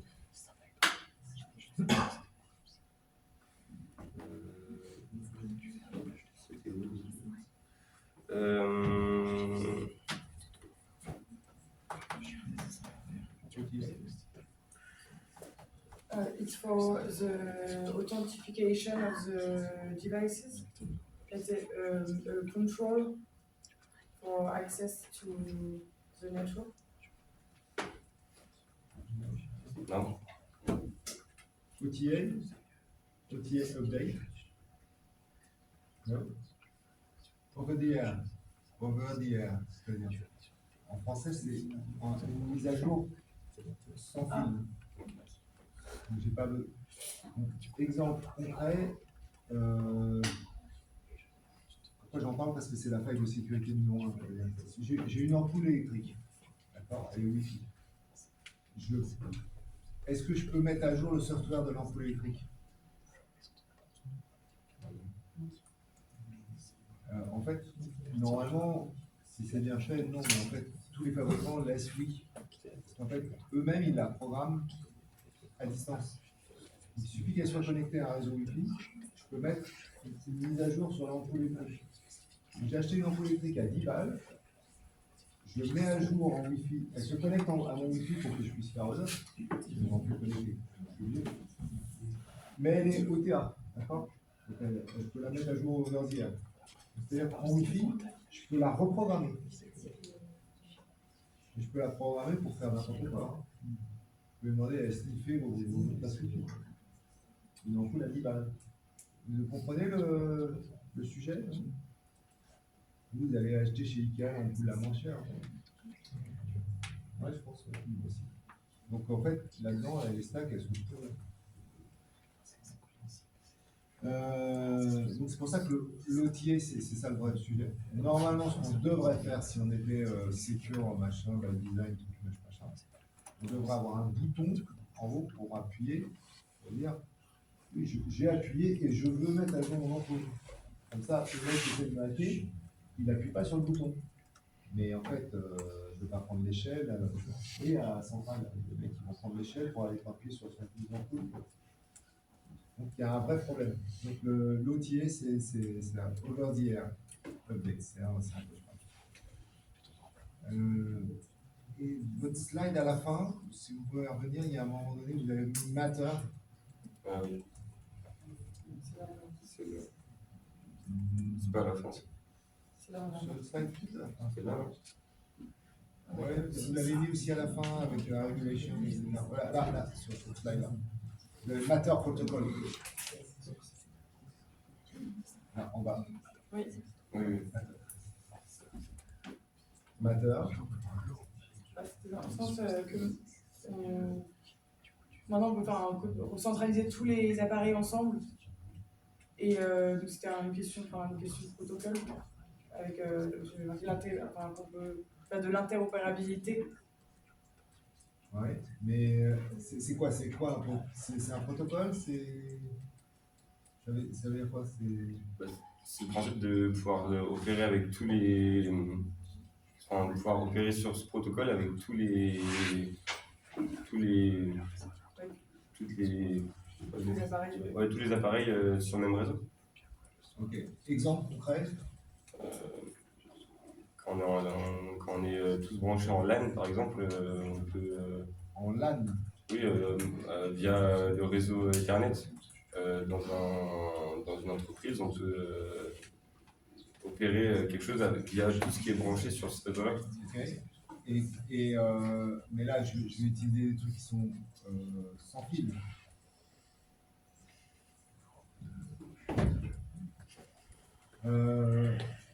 Donc là, vous voulez utiliser les trucs sans fil, c'est ça? Ah oui. Donc, du coup, il y a quoi comme réseau qui existe? Il y a le Wi-Fi. Il y a du Wi-Fi. Il y a le satellite. Et donc, typiquement, Matter, c'est un protocole qui. Est-ce que l'exposé d'après peut commencer à s'installer aussi? Il y a un exposé après ou c'est quoi le temps? Il en reste combien? 3? Ok. Donc on fait une pause après, c'est ça? C'est quoi votre plan? On fait au moins passer un après là. Après, il en restera plus que 2, donc ça va pas nous faire une pause. Oui, non, peut-être, je pose non, on peut peut-être passer un groupe, manger, et puis après manger. Pas manger, peu importe, mais vous voulez tout faire d'un coup? Ouais. Pas vrai? En tout cas, Matter, c'est un protocole qui a pareil. C'est un protocole, ça veut dire que. Bon, ça c'est important. Quand on fait un protocole, Bibi, protocole c'est important. Un protocole, ça veut dire qu'il y a plein de mecs qui se mettent d'accord pour avoir une mode de communication entre leur bazar qui est commun. Okay. Typiquement, Matter, c'est un protocole de communication. Matter, c'est donc au CES, il y avait plein de trucs qui étaient Matter. Et pourquoi c'est important en ce moment Matter comme protocole? Quel est l'acteur au CES 2026 qui a dit je prends Matter et j'y vais et d'un seul coup tout le monde a fait ah ok, et il l'avait déjà fait il y a 2 ans en le disant mais pas ouvertement et pas au CES. Dans la maison. Dans la maison, il ne faut pas avoir des ampoules électriques Apple, pas mettre une pomme sur vos ampoules électriques. Tu vas Google? J'ai acheté des ampoules avec un gros G. Philippe? Allez, ceux qui présentent, bah non. Je sais pas, Philips, Brandt, une marque d'électroménager. Alors Philips, ils ont essayé, ça a été la marque UE, HUE, qui a fait un flop magnifique. Ils vendent combien de contents ampoules Wi-Fi? La Philips Hue là? Ouais. C'est 30 €, un truc comme ça. Ouais, 30-50. Ça a marché? Pas tellement. Ouais, bizarre. Donc qui c'est qui va pouvoir? Oh, là c'est une question à la con. Qui peut disrupter le marché du home? Quel est l'acteur qui peut disrupter le marché du home connecté? Comment? Amazon. Tu as déjà vu les courses ou quoi? Un acteur incontournable du home. Ikea. Ouais. Ah. Ikea, ils avaient un stand, ils ont fait 2 annonces, ils ont dit ma prochaine ampoule connectée à 10, et c'est là où ça fait mal, à 19,90, ma lampe connectée à 19,90, elle sera Matter. Ok les gars. Et le hub pour se connecter à Internet, il vaut 20 balles ou 30 balles. C'est-à-dire pour 50 balles, je mets, et pour 10 balles par ampoule, je vais pouvoir avoir ma maison en Matter. Est-ce que vous allez en acheter? Non. Pas l'ampoule. Non, vous n'y arrivez pas. Voilà. En tout cas, si eux, ils n'y arrivent pas, il n'y a personne qui va y arriver. Quoi. En tout cas, c'est pas Philips avec ses ampoules à 50 balles. Vous voyez ce que je veux dire? Donc, peut-être que ce sera... Alors, pour vous, c'est vachement important. Peut-être que ce sera Ikea qui va peut-être marquer le point. Et si Matter arrive en Europe avec Ikea, on se retrouve à avoir un petit gap là chez nous qui peut foutre un protocole en place. C'est pas con ça. Donc Matter, ça compte, comme dirait l'autre. C'est pas grave. Et donc vous investissez dans quoi? J'aurais dû vous poser la question avant que je fasse le commentaire. En dehors de Matter, on avait quand même regardé d'autres choses. Alors, vous voudriez investir dans quoi? Alors attention, je vous attends là. Ça s'appelle Palo. C'était quoi que vous aviez mis? Palo Acto. Palo Alto. Oui, Palo Acto, ou sinon Luma Home aussi. Luma Home, c'est quelque chose qui passe par le Wi-Fi pour justement être un hub de sécurité sur. C'est aux États-Unis, ça a été créé, c'est Atlanta, je crois, ouais, c'est ça, Atlanta. Je ne connais pas. Mais d'après ce que je viens de vous dire, vous n'auriez pas envie d'acheter du Ikea par hasard? Ah si, oui. Bah, même pas forcément, parce que vous avez dit qu'ils vont suivre le protocole Matter, mais ça va pas se vendre les ampoules. Moi j'ai dit que ça ne se vendrait pas. Bon, en tout cas, la classe, elle n'a pas l'air décidée à en acheter. Ça ne se vendra pas en promo. Oui, voilà. Donc je pense qu'ils vont y arriver. Par contre, j'espère pour eux d'ailleurs. Par contre, petite question à la con pour les financiers du coin. Je peux acheter des actions Ikea?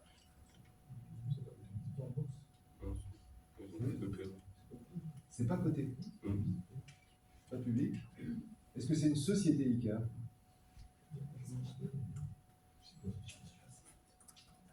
Ah, suffit. Le fondateur d'Ikea, c'est un mec immensément riche qui a tout foutu dans une fondation hollandaise pour la défense du design.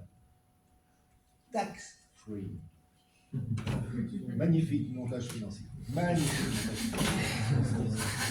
Suédois le gars, mais résident suisse. Résident suisse avec une fondation pour le design en Hollande, mais en Suède.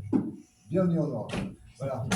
Donc vous ne pouvez pas acheter d'actions Ikea. C'est détenu par la fondation qui est un but non lucratif. Bah, bref, c'est magnifique. Si un jour vous voulez faire de la finance, regardez Ikea, c'est absolument fantastique. Et leader mondial incontesté, même aux États-Unis, hein, du home furniture. Voilà. Donc voilà pourquoi, et il se trouve que Matter, si on revient à nos moutons français, il se trouve que un des leaders mondiaux du protocole Matter, c'est, et on va finir par une note optimiste, c'est ST Microelectronics. On est revenu au point de départ. Voilà, très bien, merci beaucoup.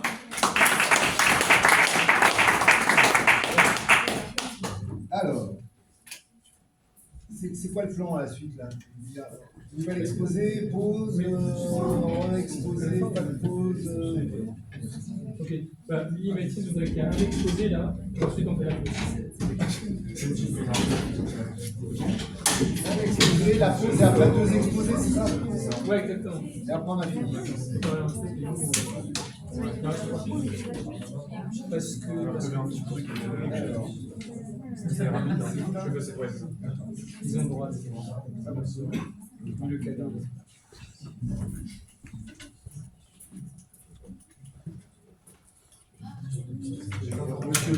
Monsieur Temps, là, il est content, là, c'est resté deux expressions. Avec le temps, c'est bon? Oui, oui, ça va, ça va. Ah ouais, ça,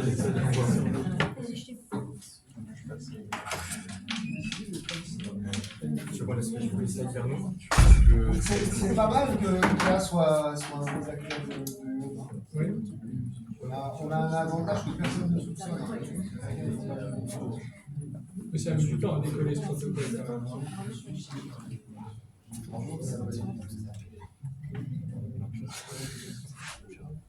Et Ikea, je ne sais pas si vous avez vu, petit à petit, ils font de plus en plus d'analyses. Quand même, ils commencent à faire des keys, des chargeurs sans fil, ils commencent à faire des hubs USB, ils commencent à rôder là comme. Et ils déploient des volumes de malades. Hein. C'est des volumes de malades chez eux. C'est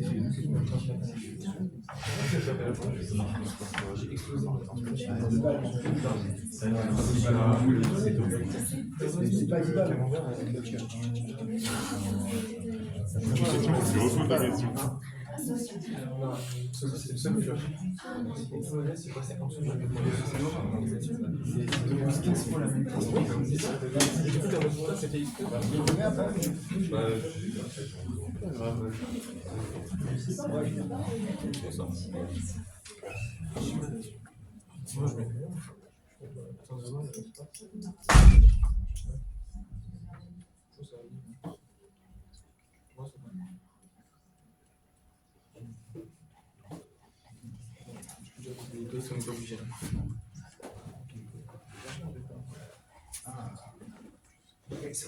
DNA storage.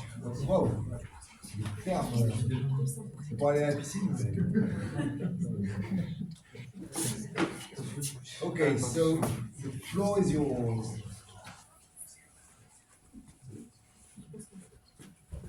Okay, great. Good morning, everyone. It's a pleasure to be here with each and every one of you. Today, we'd like to talk about the DNA storage. But before going this, the fact of storing information and making it available to our kids, grandkids, and other descendants has been one of the main reasons why humankind today has grown so much since the beginning of time. First of all, we've started using paintings on the walls that you can see in the Grotte de Lascaux, for example. Some people talked about it a while back in one of the presentations from Nathan and Enrique. It was very interesting, but we're going to kind of talk about the same thing here. And during the last decade, we started to store all of the data that we produced and the knowledge that we had, usually on paper. We started to to actually store it on computers, storing it digitally. And now most of the data that is stored digitally consists of your photos, the videos that you might take, maybe the data of the companies in which you work for, or it can also be just basically the recipe of the Paris-Brest of Monsieur Chevrier that he shared with us during his lesson. All of the data that we produce has exponentially grown for the last couple of years, and we expect them to continue to do so, like we can see on the graph that we also studied during the course. Okay, so as you just saw, the volume of data we are making around year after year, it's increasing exponentially. And what's very important to have in mind is that around 80% of the data is called cold data, as you said before, and around 20% is warm data that you will use. And so the 80% is a very big amount of data that you won't need to use each day. And so today, we store those data, all of them, but we have a limitation today. So here you have some examples. So the CD-ROM, ROM for read-only memories, and you have approximately the time and the volume of data that it can storage. So it's approximately, it depends of how do you use them, if you use it only once, if you read erase, write erase or not. And so, for example, here you have 3. So SSD storage will use it for warm data because it's very quick, but it's it's quick, but it's expensive.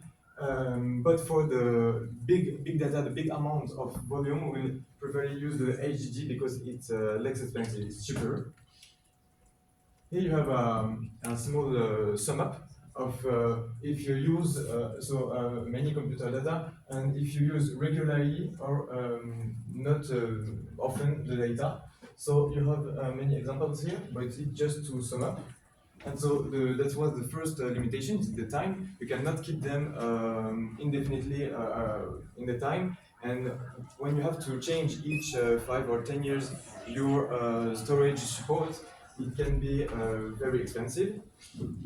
So second thing is the energy limitations. Of course, year after year, we are investing in data center, and data center are using a lot of energy. Today, we can say that around in France, 2 or 3% of the French consumption of electricity is dedicated for the data center.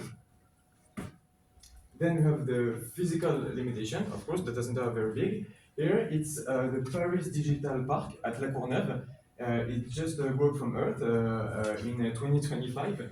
And it's around 40,000 square meters of data center. And here you have another one. It's in Utah in USA. And it's one of the biggest data center. And it's good, I think, to notice that this data center is, of course, for the French sovereignty and so, but it was built by Digital Reality Trust with an American actor. And of course, if you have to change your hardware each 5 years or 10 years, you will create waste. And in those cases, it's called e-waste. And it may be complicated to recycle due to the many transformation on the products. Okay, so we can clearly see and say that the storage technology that we use today isn't sustainable on the long term. And we can ask ourselves the following questions. How can we keep increasing the amount of data that we store over long time scales in a way that is durable, compact, and energy sufficient? What if we told you that many of the brightest minds in the world are actually working on this problem and that the answer lies within each and every one of you? Let's go back to a time that was super great, the time of high school in your biology class. All of living beings, humans, plants, we are all made up of cells, and we're all made up of the same things. Within each of these cells is stored the information that makes us who we are. And this is DNA that we're going to be talking about. Inside DNA, the information that is stored is using 4 different molecules called adenine, thymine, cytosine, and guanine. The storage used to store our information is 100 times more compact than an SD card. So we can really ask ourselves, is there a possible way that we could use this kind of storage in order to store all of the information that we have?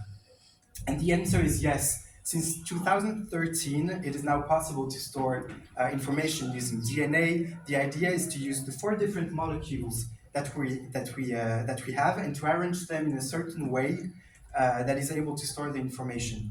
And in the following slides, we're going to see and we're going to walk through how it is done. So the first step of the process is pretty much about data encoding. Data encoding works the same way as binary code. So first of all, if you want to keep the image that you want to store, it's an image of a picture with your family, you really want to keep it for a long time, for a lot of years, and you don't want to lose it. Maybe you're going to think about DNA. And this is possible. So what basically works the same way. Your image, you'll be able to store it using binary code that is used on your phones, on your computers, etc. And then afterwards, the process that we're going to add is to actually store it using quaternary code. So you will have to encode the binary code that you had into a quaternary code. So quaternary code is when you have 4 different digits. And this is great because it enables you, first of all, to save, to put the same amount of storage on a 2 times less code. So this is the first thing that we shared. Once the data is encoded, we're going to talk about DNA synthesis. DNA synthesis is pretty much how you're going to create the DNA strands and how you're going to arrange the different molecules between them. So to do this, we use the phosphoramidite synthesis technique, which builds DNA strains one base at a time to do it. So this method is actually quite slow and it's a costly method. It takes around 30 seconds per nucleotide addition in a process. So you imagine the amount of time it needs to take in order to code, for example, 1 gigabyte of data. It's extremely long and it's costly. But in practice, synthesis is done actually in parallel, so you are able to store the data at the same time. You are able to code DNA at the same time on multiple different strands. Once your DNA synthesis is done, you have all of the data that you have on your DNA. We can now talk about storage. How do we store DNA? And the first thing that is extremely great and that is revolutionary is that it does not require any power or electricity to maintain compared to the data centers that we use.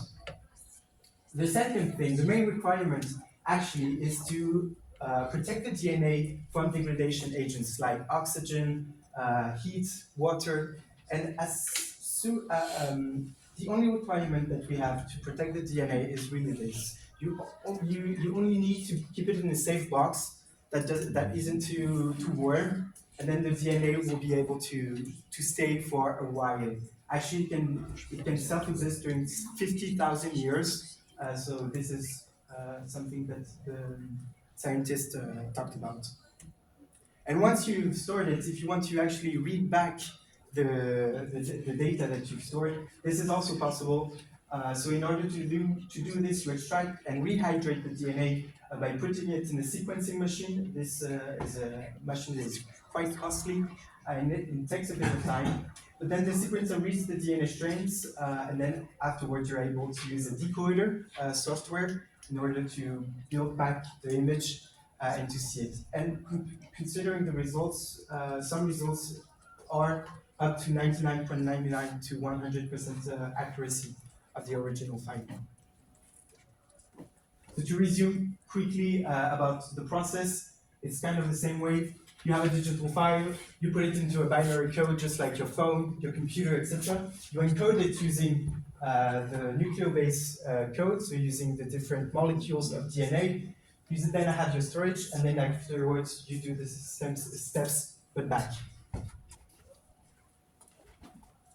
Okay, so I just told you how it was working, and now it's time to make a little sum up about the advantages of this technology.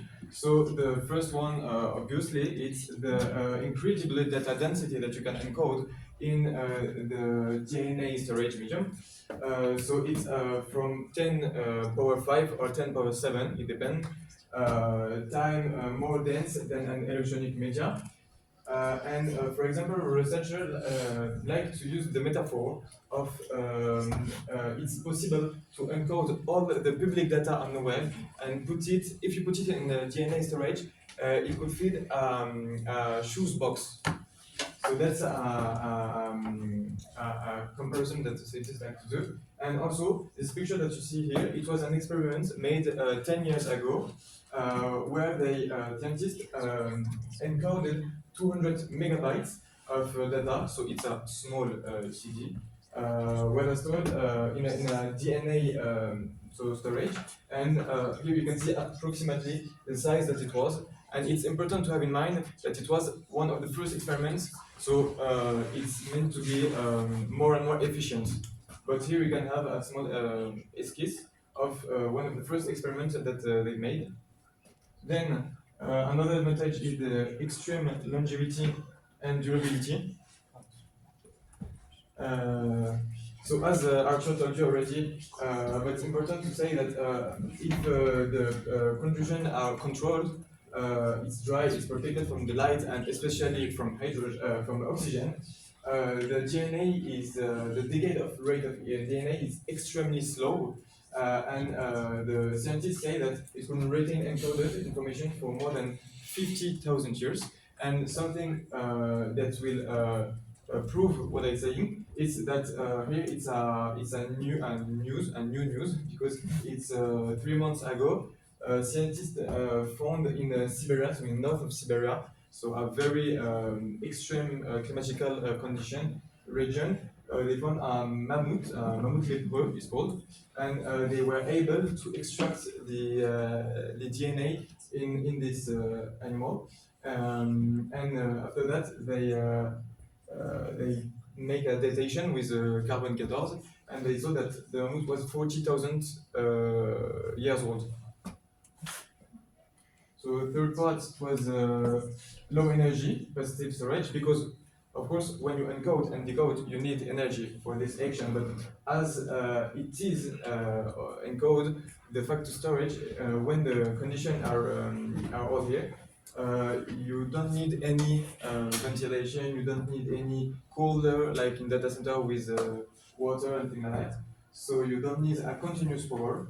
And because it's a very, very small, also you don't need a large plant, you don't need a lot of square meter. And so also you have infrastructure, energy, you can lower the consumption. And at the end, you have the ease of replication, transport, and security. That's important because, as you know, for security, we like to copy the documents, and we all in our body have a automatic replication which is called the polymerase chain reaction. So it's PCR, and you all know this word because with the COVID, we all made a test PCR. So it's the same technique. And as you know, at the end, DNA something have two parts, and A go with T and C with G. You can't change this encodement. So when you split this part in two parts, you can, by symmetry, complete the ADN brain and make a copy like that. So that's a good way to make a copy. So also for security of the data. It's ultra portable due to the very small, of course, the very small size. Thank you. And of course, because it's not on the network, also we can say that it's immune from hacking and cyber attacks because it's a physical, it's biological and not digital. And so it appears like a miracle solution. That's why I'm asking Arthur to say a bit more about the limitation, of this solution. Yes, there is always a but in every technology. So today we have many challenges and the scientists are trying to solve them. The first one is the writing cost. We've talked about it, but it's extremely expensive. Afterwards, there's the slow writing and slow reading. It takes some time to write the DNA and then afterwards to read it back. It also takes time compared to your SDD that is almost immediately. Then afterwards you have the error rates and data integrity. What I've said before is that we were able to have low error rates, and this is true, but there's also a big risk that the DNA can sometimes, because it's so small, we can mix it up and there can be some error rates. So the thing that we try to do is what Mika said, is to duplicate it and to have lots of copies in order to recover the original file. Afterwards, we have latency and processing, which takes time, and also technical hurdles. The main problem today is that we are not able today to integrate it to our technology that we use today to have it instantly, and this is a big challenge that companies are trying to solve. And this is why we're happy to talk about current actors and about a bit of the history that's been made. The first successful demonstration of DNA digital storage was done by George Church in 2012 in Harvard, and approximately at the same time it was also done in Europe in 2013. And also there was a collaboration between the University of Washington and Microsoft, who reached the record by storing 200 megabytes in synthetic DNA and 1 gigabyte in 2019. And also one company that we'd like to talk about, and we'll talk about it later, is Oligo Archive. The EU funded Oligo Archive, which is a French project that aimed to build a DNA disk drive prototype. And their goal is to really demonstrate that a fully functional DNA-based archival system could one day replace magnetic tape libraries. And this is the most probable things that we could use this technology for. The main thing is archival storage. When you think about cold data that you do not require every day, we could store it on DNA. So the cultural archives, the scientific data archives, cloud storage, legal and government records that won't be opened in the next 50 years. This is the kind of data they are thinking about of storing, and this takes like place. This is like 80% of the data that we have today stored. So this is a great thing. So this is the company we'd like to invest in, Oligo Archive. And we'd like to thank you all for listening to us, and we'll be happy to answer your questions.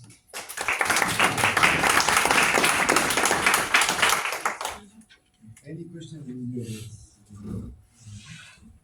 So I've got questions. So do you have the order of magnitude of the time of writing bytes? Can you show me again the right time and the real time, basically? When we talk about the 30-second binucleotide, yes, right? I think it was 30 seconds per nucleotide, so that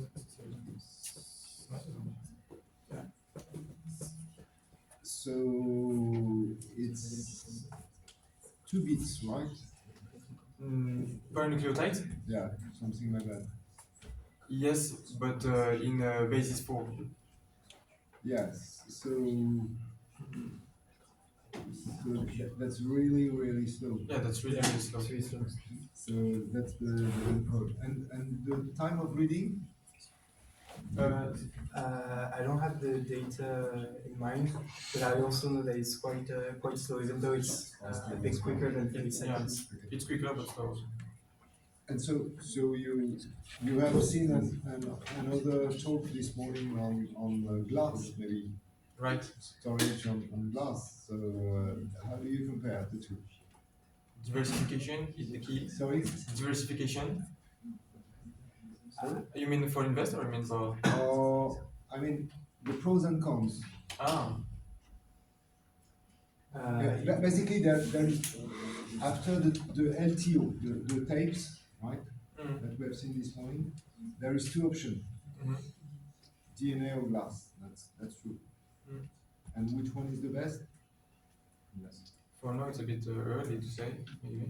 I think it's a bit early, yes, to say, and I think we should invest in both technologies in order to see which one comes up on top. Which company has done the investment in both technologies? No, 2 companies different, but with projects. Is there one company? Yes, Microsoft. Microsoft. Yes, Microsoft is doing both, right. So it may be a good plan. So that's their plan. Which one will win? So what are the pros and cons, basically, that you see? With glass more DNA? pros for you on DNA compared to the people from the glass storage of this morning, they're still here? Yes. And how do you compete? For us, we have, I think one thing is that it's stored in a quaternary code, okay. Which enables us to take 2 times less place. It's a 2 times. It's divided by 2 the length of the code. Okay. It's divided by 2. So this is the first thing that we think is quite important. For the glass, the pros and cons of each one. Our technology is really closest to the market prediction, more than this one, and it's quite important for that. Okay. One argument you can tell them. You have an advantage that they don't. About the security, maybe? Maybe. Which one? I mean, because it's very different from binary, maybe it's more complicated to crack some information or sensible information. Pour tout le monde en français, vous avez compris qu'il y a une. Donc aujourd'hui, on stocke tout ce qui est froid sur bande magnétique, LTO. D'accord. Donc, typiquement, toutes les données météo, tous les trucs un peu vieux là, le relevé bancaire d'il y a 20 ans, tout ça. Dans quoi vous mettriez vos archives? Oh, je vous pose la question. Vous avez archivé des pétabytes de données, vous les mettez dans quoi? En stockage froid, vraiment froid. Vous les mettez en. Donc, il y a deux choix possibles. Soit dans des plaques de verre ou soit dans l'ADN. Ni l'un ni l'autre. Vous n'avez pas le droit de les mettre dans des bandes magnétiques. Les bandes magnétiques, elles vont s'effacer fortement au bout de 10 ans. Pourquoi? Parce qu'il y a un champ magnétique sur la Terre. Vous n'allez pas lutter, à un moment donné, ça va se remagnétiser comme le champ théâtre. Donc, si vous voulez les garder plus de 10 ans, c'est soit des plaques de verre, soit de l'ADN. Vous choisissez quoi? Avantage, inconvénient. L'avantage de la plaque de verre. L'avantage de la plaque de verre, c'est là, ça se. Donc là, c'est le film, c'est Superman. Pour rappel. Le début de Superman 1, vous dites rien. Le gars qui sort dans la glace, il sort les cristaux de ses parents. Oui. Et il les met dans la glace. Donc, bon, c'est de la science-fiction, c'est pas grave. Donc ouais, c'est pratique, quoi. C'est des supports pratiques. Mais c'est moins fragile que l'ADN. C'est moins fragile. L'ADN. Si je casse le verre, qu'est-ce qui se passe? Ah, c'est foutu. C'est le verre, c'est du quartz. C'est plus résistant que là, c'est de l'ADN, donc c'est des trucs. Non, c'est pas du quartz, hein, c'est du verre. C'est dans ce qu'elle veut stocker. Il y a du quartz aussi. Plaques de quartz. C'est des plaques de quartz qui valent. C'est trop cher. Vous avez plusieurs techniques. Et CO2, c'est vraiment pas cher. C'est ici, ouais. Le verre, le vrai verre, c'est ce qu'ils avaient regardé au début. C'est justement moins résistant. Et c'est pour ça que eux, ils disaient plus du quartz, parce que justement ça permet de résister plus longtemps. Bah oui, mais c'est beaucoup plus cher. Parce que vous allez investir plus. Enfin, si la plaque de sauvegarde elle coûte 100 balles, ça va pas marcher. Si c'est une plaque de microscope, le paquet de 50 plaques il vaut 10 balles. Ça va bien marcher. Du coup, c'est quoi l'avantage de l'ADN? L'avantage de l'ADN, c'est qu'il ne casse pas. Et il se conserve plus que vous. Ça veut dire quoi que ça ne se casse pas? Je n'ai pas de destruction d'information. Pour casser de l'ADN, il faut quoi? Eux, ils sont sensibles à quelque chose dont vous n'êtes pas sensible. La chaleur, absolument. Je mets sur une plaque électrique à 100 degrés, c'est terminé. Mais du coup, il y a des coûts de maintenance alors dedans. Non, pas de maintenance. Alors, garder une commune de température. Vous connaissez les bio? Est-ce qu'il y a un endroit sur la planète où on garde de l'ADN? Absolument. C'est ce que le storage des plantes. Vous avez vu, il y a toutes les graines du monde dans une espèce d'endroit, je sais pas où. C'est une banque dans le nord de la Norvège. Ouais, c'est ça. Donc on a déjà fait ça. Donc on peut stocker des biobanques. En tout cas, voilà. Le problème, c'est que personne ne sait. Hein, je vous réponds. Il y a des pour et des contre pour l'un pour l'autre. Est-ce que ça sera du stockage ADN? Est-ce que ça sera du stockage dans du solide, plutôt transparent optique? Je ne peux pas dire, mais en tout cas, le stockage magnétique, pour l'instant, c'est ce qui est utilisé, mais ça ne pourra pas durer longtemps. Voilà. Et donc, vous investissez dans quoi à la fin? Dans la petite boîte. Le petit projet là. Bah oui. D'accord. En plus, c'est européen. C'est européen, il y a plusieurs acteurs. C'est même CNRS, c'est un peu même français, d'accord. Mais ils ont des clients ou? Non, c'est expérimental. Bah, comme tout au début. Hein. C'est bien d'avoir un client. Mais ils ont moins. Hein? Non, pas. Très bien. Ok, bah très bien, merci beaucoup. Merci.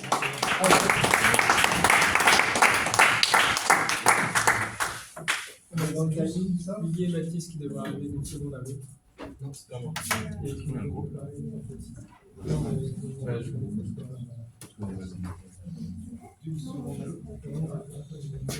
Donc c'est la pause, c'est ça? La police, c'est possible. Ouais, on peut rester à penser dans